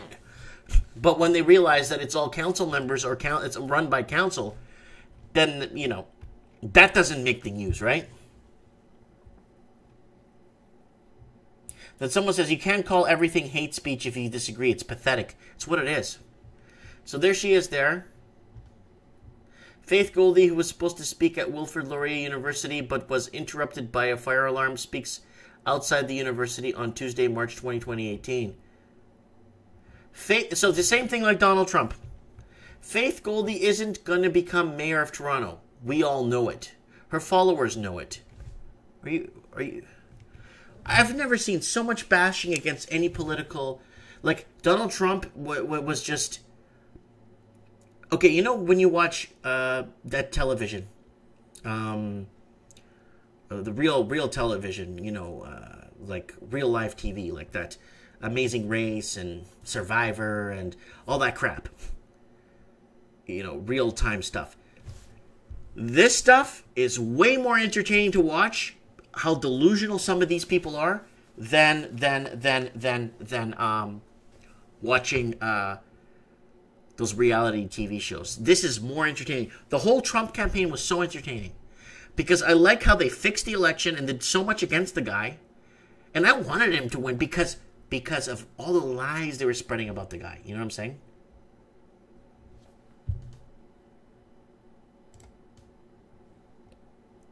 So SPT, my man there, is commenting in the comment section. I'll read his comment in a second.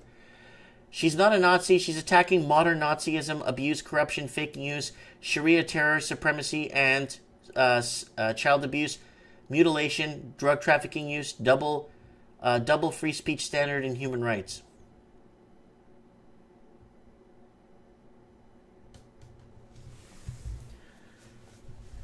It hurts, people. It has seen more its share of fringe candidates in the past. None better than noted transgender model Enza Anderson, who came third against Mel Lastman in 2000. As with Anderson, Goldie's run for public office is entirely a branding effort. Unlike Anderson, Goldie actually takes herself seriously. So they're making fun of her here. Wow, the media is just absolute. Guys, start unsubscribing to these. If you have these on your Facebook, and if you follow this crap on YouTube, just unsubscribe from the major channels. They've had us on the hook for too long. We've confided in the media for too long, and it's garbage. Let's move on.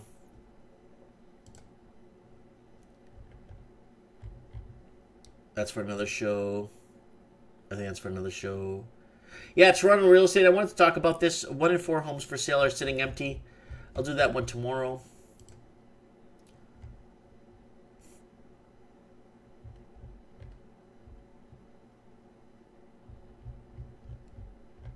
It's pretty sad what's happening.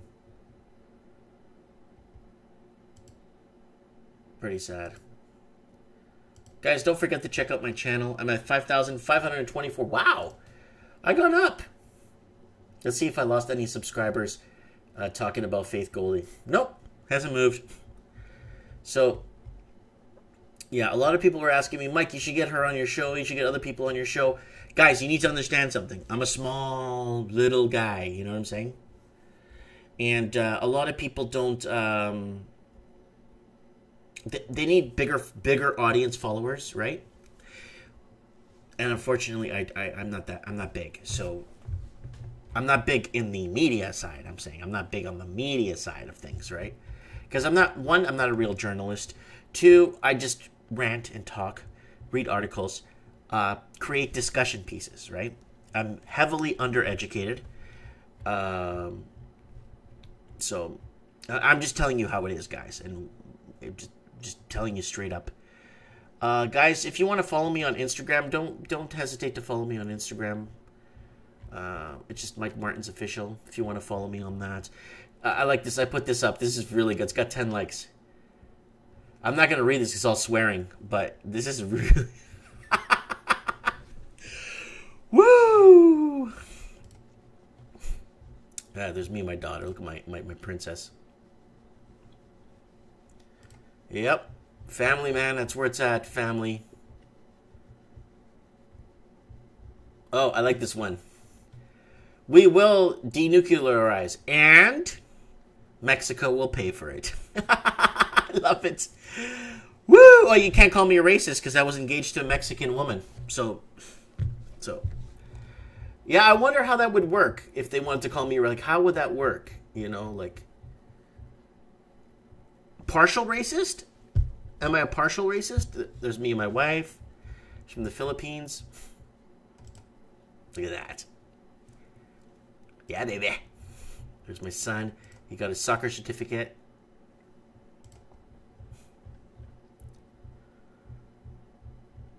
Oh, yeah. Look at me and my son there. Look at him.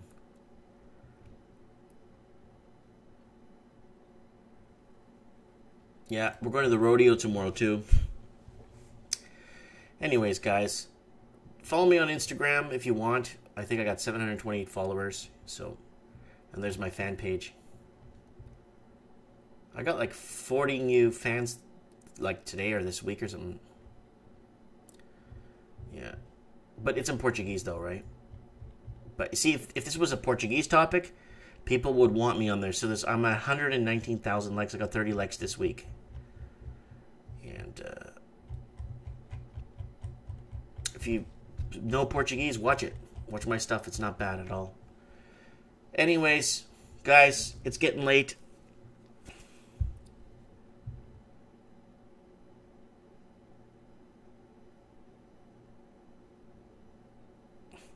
So what if you're considered a racist, or are you one? What's wrong with trying to preserve the culture of your people and not being racist is globalist theology.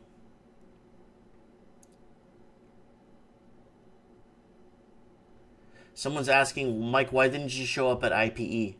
What's IPE? There's so much. I went to some breakfast this morning. For the hockey team there. Then I went to the to shake some hands. Then I went over to the Labor Day parade. It's on my channel. So I got a lot of things lined up for my political run, guys. Follow me on that. I'm making videos. I'm gonna start getting signs made. I'm gonna go turn in my application on the 5th. Is the day you. Let me just check the calendar here. It's the. Yeah, the 5th is they're accepting applications on the 5th of September. So I'll be in to take care of that. And I'll make a video for everything I do in my political run. And that would be, you guys get a little insight of what's going on and, you know, how I'm doing at the polls. And people start voting through, I think it's 2 weeks before or 3 weeks before voting day. So people will go early. Someone's saying, Mike, put signs in your yard. I will. I'll get this. I got to find a place. I know we live in a lumber town. I got to find a place that could sell me, like, inexpensive lumber. Like, so, like, with the with a triangle at the bottom, so it's pre-cut, so I can just hammer it into the grass. I gotta find someone who does that, or who has those kind of wood poles.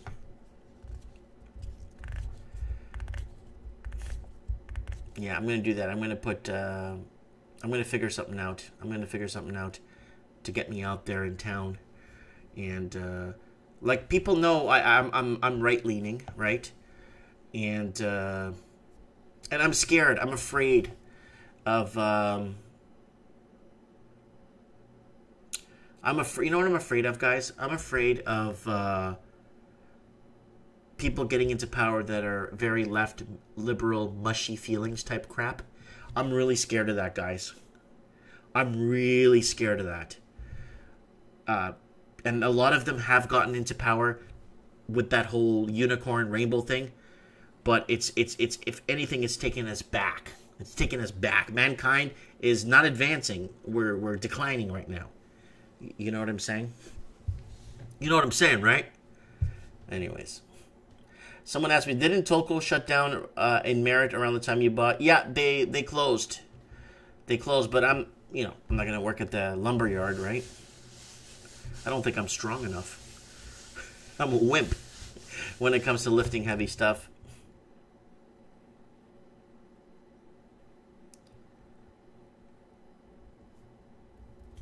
Someone's saying, when I was younger, they were small percentage, so you just ignore them and roll your eyes. And then Final Top says, but Vancouver filled up the gap. Yeah, a lot of Vancouverites moved, like myself. Quite a few people moved from the big city to my town.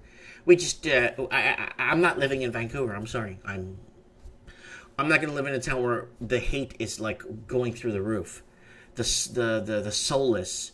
I had people in my store today that were from Edmonton and they were passing through from Vancouver and they stopped at my store. They knew I was there. So they changed their date on their plans to make sure they saw me at the store today. And they came and they stopped and they said, Mike Martin's here. Mike Martin's here. I'm like, yeah, man, what's up? And he comes in, talks to me for a bit. Then he tells me that people moving into Alberta, a lot of people moving into Alberta, the number of leaving the province of British Columbia. He says there's lots of BC license plates there, you know. And then Dylan Lopez is saying all affordable parts of BC that happened. Yeah, it happened in Kelowna, it happened in Kamloops, it happened, man, Peace River, all kinds of places you would never imagine. But you know what? That place needed a boost. These places needed some life or some, I wouldn't say they were dead, but some, you know. So Final Top says, true, but Calgary, we still have pain. You know what, Final Top? Final Top, if you can, buddy. Maybe take down my Skype. It's Mike Martin's 1980. Let me know what's going on in Calgary if you're there in Calgary in Alberta. If you're in that area. I would like to have you on Skype on my show. We don't have to even know who you are. I could keep you guys anonymous if you want. I don't care. You know what I'm saying? If you have something you want to say on Mike in the Night, whether it's housing, we could do it on trends in the housing market. Whether it is Mike in the Night and we're just open mic and discussing and people calling into the show. Yeah. So, I'd like to know. I would love to hear people's points of views on Mike in the Night. Get people on. I don't want to do relationship crap. You know, relationship crap is just, I'm going to give you guys some relationship advice real quick in a heartbeat here. One, you want to find a woman that's going to love you and stay with you forever? She's got to put up with your crap. That's it. If you can find a woman who can put up with your crap, she'll be with you for life. That's one. Two, if you're under 5'10 or 5'8 or 5'7 or whatever the height requirements are for women nowadays, don't bother. You're wasting your time. Go marry a foreign woman like I did. A lot of westernized women do not touch men under 5'8, 5'9. They won't touch you. So they want tall, lanky guys. So don't waste your time with that. And that's my relationship advice that I want to give to you guys. That's it right there. 2 sentences.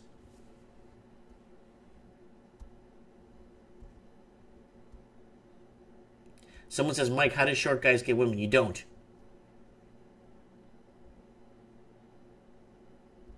TJS, if you're under 5'7", marry a foreign one. Well, my wife's from the Philippines, and I told her, I'm like, is my height bothering you? And she's like, why? She's like, every girl I met in Vancouver told me that my height's a problem. She's like, but you're a foot taller than me. I know that, honey, but some people find that as a huge problem.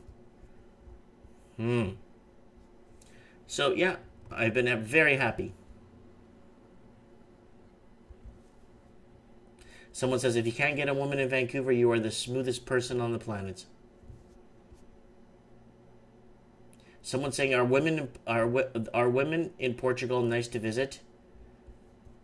It depends where you go. If you go to small towns, you get a lot of homegrown girls with morals and actually look out for family and stuff. If you go to the cities, you're going to find city girls. It depends, right? Brazil's the same thing. You go to small towns in Brazil, you'll find good people, good moral people. Then if you go city, you get city girls, right? It is what it is, right? You know what I'm saying? And then she's working on it. Says Tom Cruise gets girls. Yeah, but it's Tom Cruise, right? Like, he's very famous. He's well known. He's affluent. He's been in a lot of movies. He's in love with Katie Holmes. I don't know if you watched that on Oprah. He's in love with Katie Holmes, and he's jumping on the couch. And he loves Katie Holmes. Okay. So yeah, and Mad Money too. He's got money. So, to be very frank with you guys, it's that thing, you know. It's you know. Then Final Top says, Vancouver, roughest place on the planet with people. 1 trillion% people. I'll tell you straight up, 1 trillion%. When I was there, I lived in Miami for 5 years. I went all over Miami. I put 30,000 miles or 33,000 miles on my Hayabusa. I drove all over Miami with my Hayabusa. All over Miami, Fort Lauderdale, West Palm Beach, Coconut Grove. Plantation. I was everywhere in Florida. I went to the Keys. I went everywhere. Port St. Lucie, Orlando. I did everything in Florida. Now, I didn't see violence. Go ahead and laugh at me, ridicule me, make fun of me. People just did their thing. Everybody was social. Everyone talked to each other. If you needed something, you could ask somebody. It was very, hey, ¿cómo estás? Hey, estoy bien, gracias. Everybody's like, you know what I'm saying? Okay. But when I got to Vancouver, everybody was mad. People in cars were mad. People driving were mad. People outside of clubs fist fighting each other. I saw a guy kick a mirror off the side of a car because he parked too close to him. I never saw that in Miami. Or Fort Lauderdale or West Palm Beach. Or even on Calle Ocho. Little Havana. Spent some time there. So. Oh, Final Top says that I bought a house in Vancouver in 2010. That was a good move. That was a good financial move. And then Iboku says, it wasn't always like that, Mike. Yeah, I know. You know what it is? It's because this whole student loan crisis is starting to cloud over a lot of people. A lot of people are clouded with debt. Especially the student loaners are in their 30s and 40s now. And they're stuck with this student loan glut. And not only that, a lot of them are still living with their parents. They're indebted to the tits. They're right to the tit, right to the top, right to the hilt. They're in debt. So anyways, Nicola's Hodder says Peter Otzinger. So what I'm going to do, guys, I promised you guys, I have some PDF files of Playboy magazine. And I will do some Playboy magazine for articles. I know. I'm going to adjust the PDFs to remove any nudity. And I kind of want to show you guys. I got January 1st, 1980. I think Martin Short is on the cover. Right through, we'll read a magazine per episode, and go over the type of booze a man drank, the cigarettes that made you cool,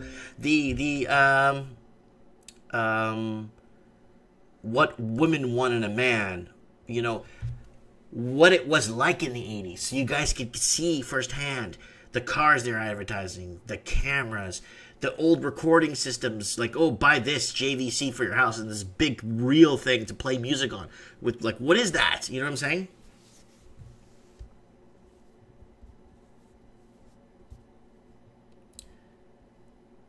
Yeah, we need Playboy pop-ups. Yeah, I get some pop-ups here from this clip converter thing.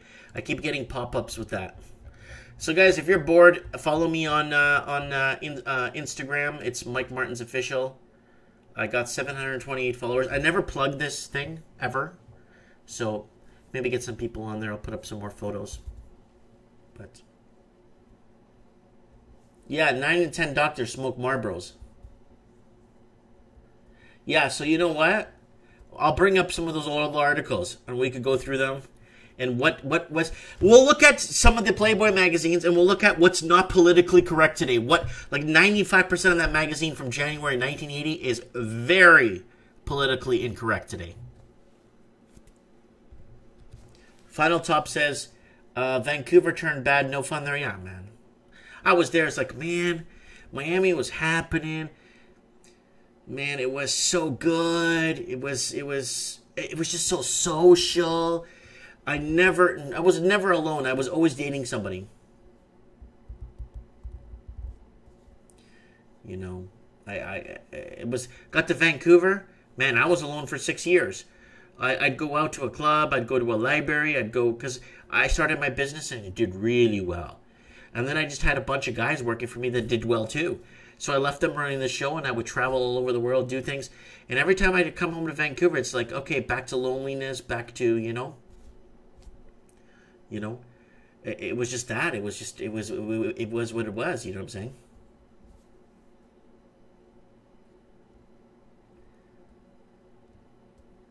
Yeah.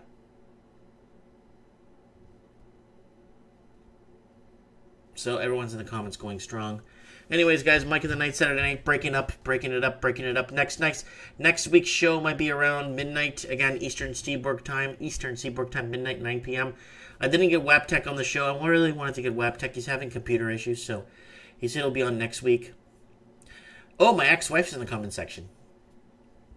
And Buddy's saying that's exactly why I left. I don't blame you.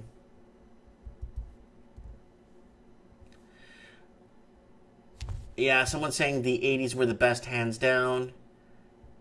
So, guys, don't forget, please plug me, get me out there.